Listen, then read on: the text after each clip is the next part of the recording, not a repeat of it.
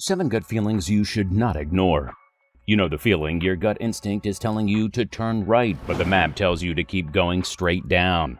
You decide to override your internal compass and follow the sat-nav. 20 minutes later, you're lost in the forest wishing you'd just follow that weird feeling in your stomach. Well, for many of us, it's hard to listen to our intuition because there's too much damn noise. Physically and mentally, our gut instincts are often polluted by fears, prejudice, and mental clutter. We are consumed by content, opinions, and news every single day, which makes it harder and harder to listen to what we are really feeling inside. What the universe is really pulling us to do. Well, in today's video, we're going to be talking about 7 gut feelings you should not ignore. Welcome to True Well Mind. If you're new here, please hit the subscribe button for an everyday dose of healthy lifestyle tips. Our intuition fascinates me. The fact that we have something so powerful within our bodies to guide us. Something so powerful yet ignored by most. Some people could call that a gut feeling, while others refer to it as intuition, and still there are those who think it's a sixth sense. Regardless of what you name it, there's no denying the power of human instinct. These sudden, seemingly unexplainable feelings overcome us when we need them the most, and you can rely on them to help you make the right choice in the heat of the moment. Number 7. Something feels wrong in my body. Listening to your body's subtle signals is a critical part of exercising your intuitive sense. Intuition allows you to get the first warning signs when anything is off in your body so that you can address it. If you have a gut feeling about your body that something is toxic, weak, or off, listen to it. People who suffer a stroke or a traumatic brain injury often say that moments before the accident, they sensed that something wasn't right with them. Physical symptoms can also have symbolic value. If you're around somebody and your energy goes down, that's an intuition not to ignore. Sudden sleepiness can mean you're in the presence of an energy-draining person or situation. It can be your body's way of communicating that these conditions are taking more energy than they give. If you stay in a situation that makes you feel instantly depleted, it can easily lead to a situation where you become depressed, anxious, and, not surprisingly, stuck. If a sudden strong and clear desire arises to see a medical professional, do it. Get a full health assessment. And even if nothing comes up, feel proud of yourself for practicing self-care. Number 6. This is dangerous. Does the situation you're in right now feel unsafe? Does your gut tell you there might be trouble ahead? Do you feel like you should turn back or go the other way? Listen carefully to that feeling. Your instincts can always sense when you're in danger, and it can help you to avoid a lot of potentially dangerous situations. Maybe your inner voice is telling you not to go through with something, or maybe it's warning you to stay away from a certain someone. Whatever it is, you can always feel it in your gut when something bad is about to happen, so don't ignore it. When you experience an overwhelming gut feeling, your body is carrying out a primal response to subconscious information. The ultimate purpose of your gut instinct is to protect you. As your gut instinct is the most ancient and primal sixth sense you have, it is the one you can rely on the most. Although you may not be able to pinpoint what exactly the danger is, please listen to this inner warning. It could be the difference between life and death. Number 5. I'm making a mistake. If you get a strong and clear feeling that what you're doing isn't right, pay attention. Even if there is no moral or logical reason why you should be feeling that way, take heed.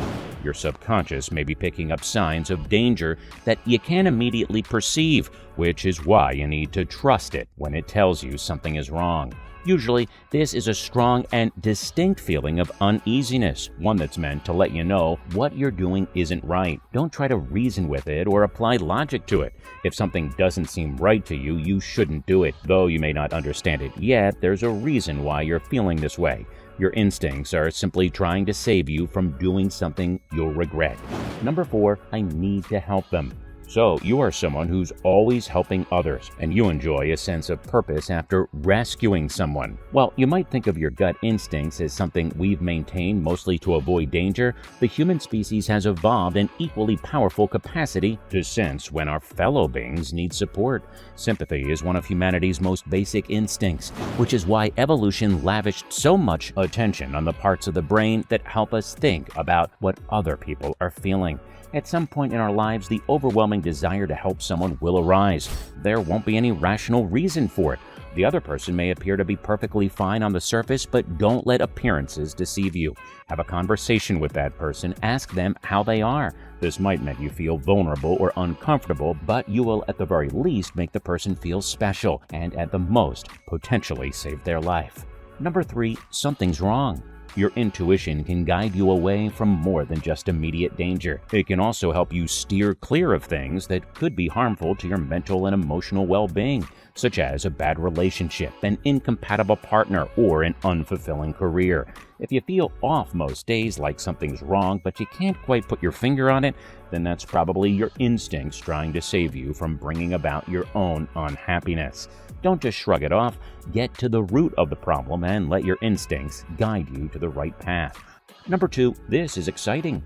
Another gut feeling a lot of us have but tend to ignore is the excitement over an opportunity or a new beginning. We know in our hearts that we are capable of achieving all our hopes and dreams, but at times we let our fears and insecurities tell us otherwise. When self-doubt creeps in, it masks our excitement with fear and makes us second-guess ourselves. If someone offers you a chance that inspires you or excites you, you should go for it.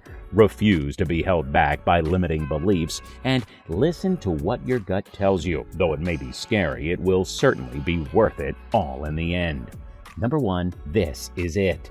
Most people have a great "I just knew it was right" story. It might be about the time they first spotted their sweetheart, or crossed the threshold of their first house, or figured out they wanted to switch careers. There's a reason most of us have memorable stories about the biggest and best decisions we make in life. They're typically remarkable for their lack of cognitive heavy lifting. When your intuition signals that you've found something or someone truly right for you, the choice often becomes strangely easy. When you're poised to make a big decision with lasting repercussions like choosing your life partner, you're best off deciding from the gut. It leads to the choices that are most fully satisfying. Having talked about the gut's instincts you must never ignore, let's talk about how to leverage your intuition in decision-making. Sometimes you get a strong feeling that now is the right time to pursue something, but you still wonder if it's worth the risk. And whenever you ask your friends, they sagely encourage you to trust your gut. When you don't know how to follow your intuition in the first place, it's not necessarily the most helpful advice. Figuring out how to know when your intuition is talking to you can be difficult for some. The good news is that intuition is like a muscle. It can be strengthened with intentional practice. Here are a few ways to begin leveraging your intuition as a helpful decision-making tool in your career. Discern gut feeling from fear. Fear tends to be accompanied by bodily sensations of constricting or minimizing. You may feel tense, panicky, or desperate. Fear has a pushing energy, as if you're trying to force something or selecting an option because you want to avoid a threat, rejection, or punishment. Fear also tends to be dominated by self-critical thoughts that urges you to hide, conform, or compromise yourself.